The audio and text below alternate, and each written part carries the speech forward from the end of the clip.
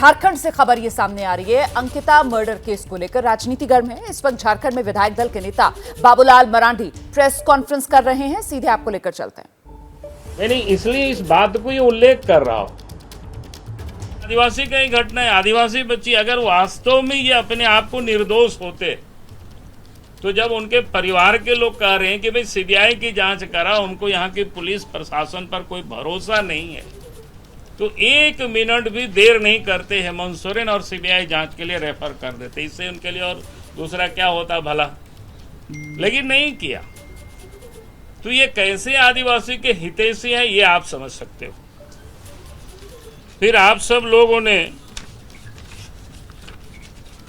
पिछले दिनों सुना होगा कि इस क्षेत्र में ही एक मंत्री हासदा का 26-27 साल की उम्र थी, पाकुड़ जिला हिरनपुर थाना के।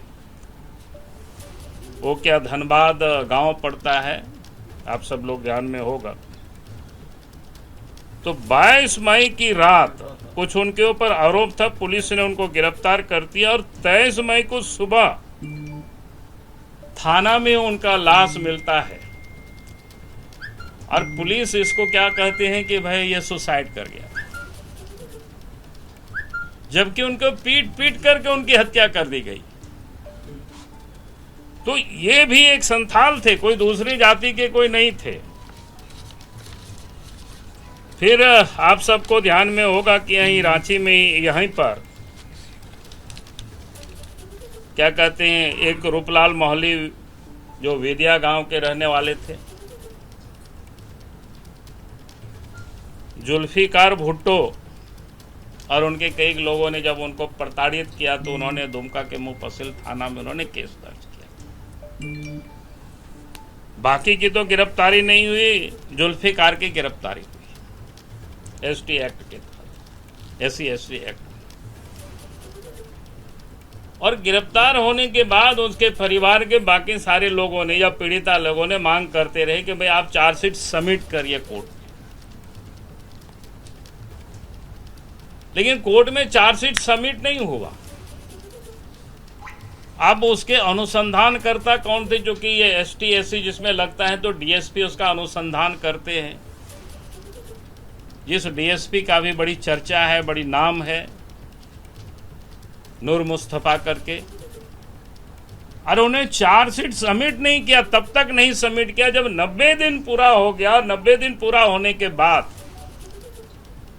मजिस्ट्रेट से जुल्फिकार को जब जमानत मिलती है और 10 बजे वो निकलते हैं और 12 बजे या 12:30 बजे उन्होंने कोर्ट में चार्जशीट सबमिट करते हैं।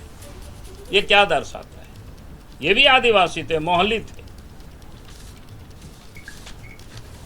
दूसरी आप सबको घटना का पता होगा, शिकारीपाड़ा थाना की 8 तारीख की घटना, 8 फरवरी का है।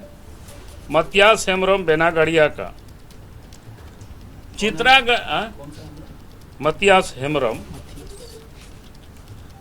बेनागढ़िया थाना के क्या कहते हैं, बेनागढ़िया कह रहे हैं, शिकारीपाड़ा थाना के। ये बेनागढ़िया के रहने वाले हैं। खदान चित्रागढ़िया में इलीगल तरीके से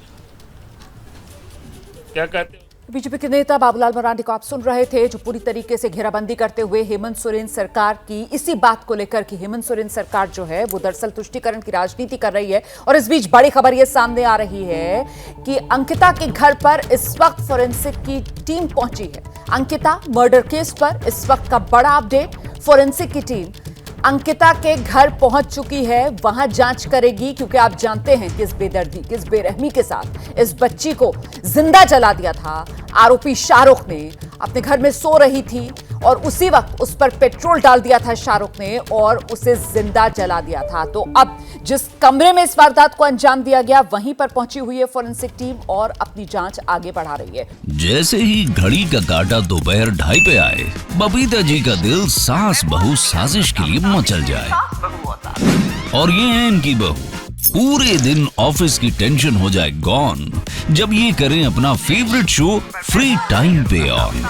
इनकी तरह आप भी देखें अपना फेवरेट शो अपने टाइम पर और डाउनलोड कीजिए ABP लाइव ऐप अपने स्मार्ट टीवी पर।